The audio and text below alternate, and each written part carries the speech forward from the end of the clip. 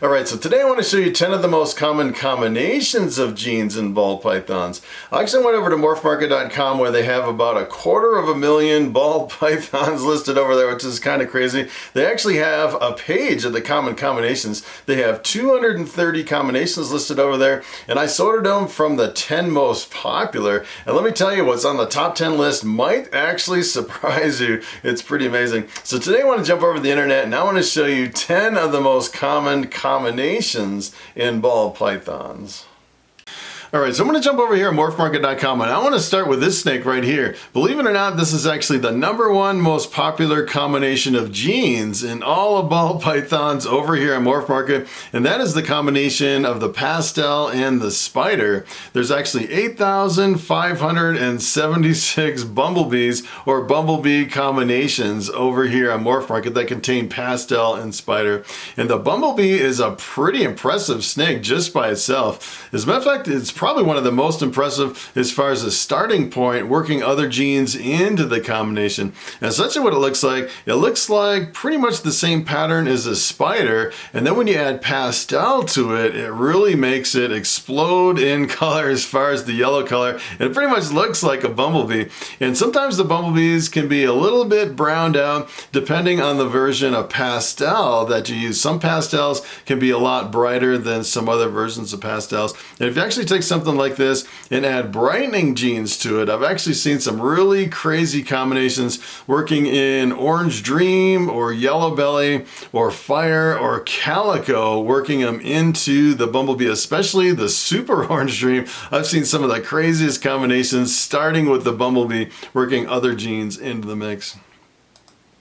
So here's the #2 most popular combination, and that is the combination of the fire and the pastel. There's actually 6,953 firefly combinations over here on Morphmarket. And essentially what this is, this looks pretty much like a pastel with a really bright yellow color. And then when you add the fire to the pastel, it really cleans it up and really brightens it and enhances it even further. Essentially both the fire and the pastel are considered brightening genes to make some really bright and flashy snakes. And one of the things I really like about the fireflies is that when they age and mature, they really retain their brightness as they age and mature into adulthood, where some genes will actually fade out a little bit. But let me tell you, fireflies are really super bright and they're pretty inexpensive because both genes have been around for a really long time. So a lot of people are breeding them, and I think a lot of people are buying them just because of how bright and flashy they are and because of the price point too. Alright, so here is #3, and that's the combination of the pinstripe and the pastel, which is known as the lemon blast.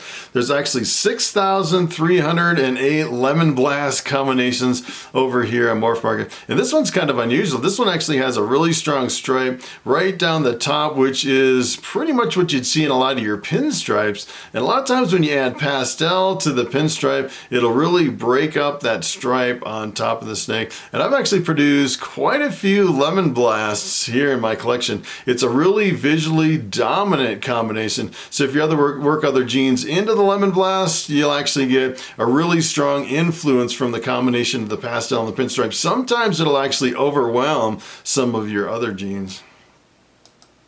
So this is coming in at #4, the combination of the pastel and the Mojave. Look at how breathtaking that combination is. There's actually 4,601 Pastavi combinations over here on Morphmarket. And this is a really impressive combination. Essentially what it is, you get a lot of this dark color from the Mojave. And the Mojave, keep in mind, it's actually in the blue-eyed leucistic complex. So if you breed it to something else in the blue-eyed leucistic, you'll actually end up with an all-white snake with blue eyes.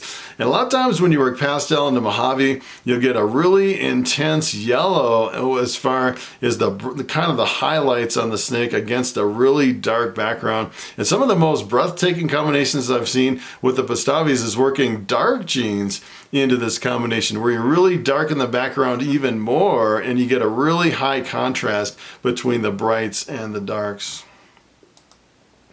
All right, so here is the cinnamon pastel, otherwise known as the pewter. There's actually 4,404 pewter combinations over here on Morphmarket, which is pretty amazing for a combination like this. And when it comes to the pewters are also really visually dominant, probably one of the most visually dominant when you work other genes into the pewter. A lot of times you'll get a really strong influence from the combination of the cinnamon and the pastel as far as the visual appearance of the snake. And if you're actually looking for making some silver snakes, you can actually make some really cool silver combinations using the cinnamon pastel as a base. It's kind of a starting point to make some really amazing metallic looking snakes.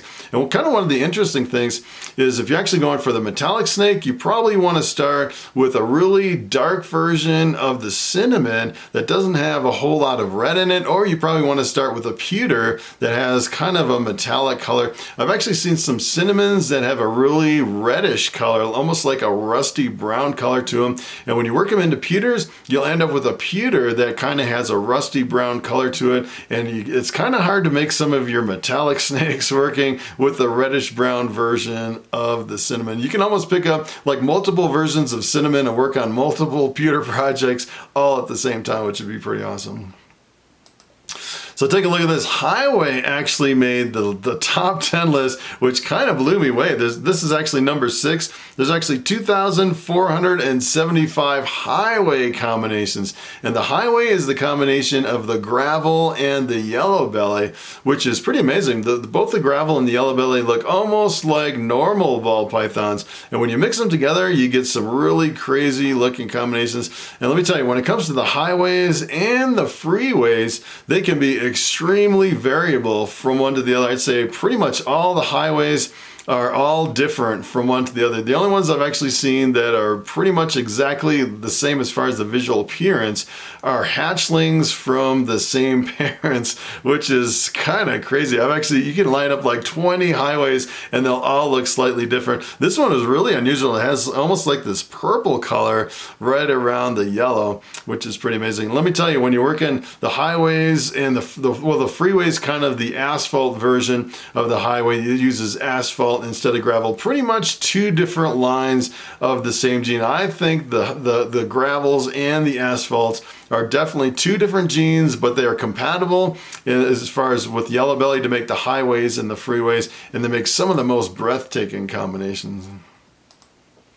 All right, so here's another spider combination. The spinner actually came in the top 10 list. The spinner is number 7. There's 2,307 spinner combinations with a combination of the spider and the pinstripe. And I'd say this is probably one of my favorite spider combinations because, you know, I really love the gold snakes, especially the pinstripes. The pinstripes can be really gold and the spiders can be gold. And then when you mix them together, a lot of times you'll get a really almost metallic looking gold snake called the spinner with a combination of the spider and the pinstripe. And you can definitely see some of the white coming in up the sides from the spider. And then a lot of times you'll actually see some remnants of the spider pattern extremely reduced from the influence of the pinstripe. You can make some pretty amazing combinations with the spinner.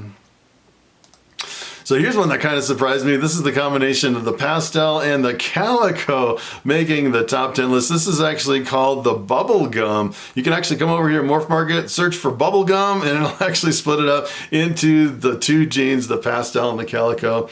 So this is coming in at number 8. There's actually 2,191 bubble gum combinations over here on Morphmarket. And believe it or not, I produced my very first bubble gums this year and bubble gum combinations with the pastel and the calico. I had a calico female, but I never really produced anything from that girl until this year. And I posted them over on Morphmarket. And I'd have to say this is probably one of the best selling combinations that I've had over here. As a matter of fact, I still have one over there that someone's making payments on. It's just kind of on hold. It's a really cold time of the year here in Colorado in the dead of the winter. We're coming into January, so I'm not really in a rush to ship it through FedEx. And let me tell you, there's so many people commenting commenting on that bubble gum, say, hey, if the guy falls through, let me know. I'll definitely buy it. Let me tell you, that thing is definitely sold. But I've produced some this year, and essentially what it is, it's kind of interesting. My version of Calico is a little bit different than this version. You can see in this one it has a lot of yellows coming through, and that is from, I think it's from the addition of the pastel, but it's also from the Calico. You can tell the Calico has a lot of yellows that really enhances the pastel, and my version of Calico actually has a lot of reddish kind of gold color, almost like a copper color as far as the Calico, and it brings in a lot of copper in a lot of my, I actually made a pastel Calico. Looks pretty much exactly like this. It almost looks kind of like a copper color though, instead of a yellow color, which is pretty awesome.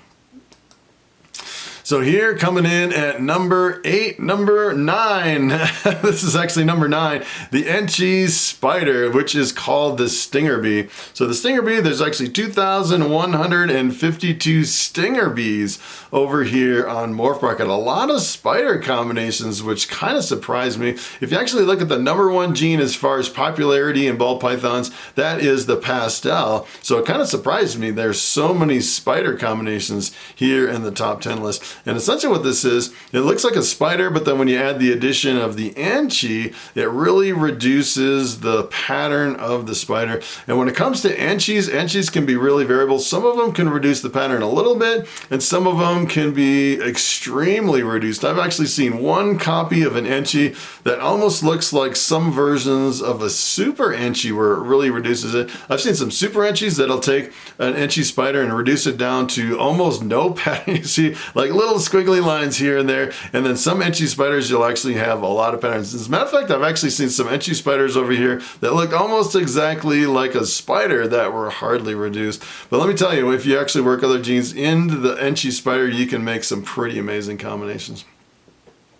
All right, so this one kind of blew me away for number 10. This is the combination of the banana and the spider, another spider combination. The banana bee, there's actually 1,831 banana bees over here on Morphmarket. And when it comes to bananas and banana combinations, I'd say probably my number 1 favorite is the banana spiders and the banana Enchis. You can pretty much work any other gene into the banana bees or the banana Enchis and make some really amazing combinations. This one is really amazing as far as how it just really glows and still really retains a lot of the spider pattern in the back. All right, so it is time for the question of the day.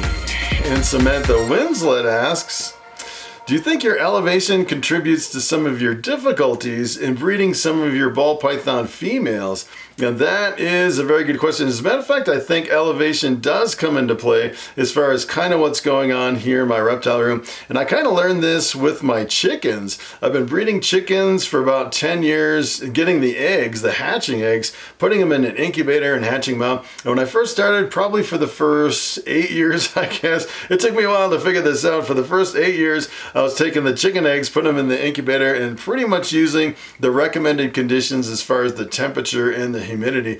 And my hatch rate was always right about 50%, pretty much consistently for all my chicken eggs. And I found out later on that you can increase the humidity to increase the hatch rate based on your elevation. So I pretty much increased the humidity as high as it'll go. I use 60% humidity when I'm hatching out my chicken eggs, and my hatch rate went up to about 80% using a higher humidity. So I'm not sure how that comes into play as far as ball pythons, but I would say as far as some of the difficulties that I've had with my females, I pretty much know what's going on. I was using some males that were a little bit too young. I was trying to push some of my males a little bit too early, and that's when I had some bad years. And then in some of my good years, I had about an 80% of my females would actually lay eggs, so I was doing pretty good. Although this year, I had one clutch of eggs from my pied, which none of them had embryos or veins in them. I don't know if it was kind of something to do with that particular female or the male, or if it had something to do with the elevation, but I think elevation could come into play into some of the weird things going on here in my reptile room. So that is pretty much it. Thanks for watching, and I will see you in the next video.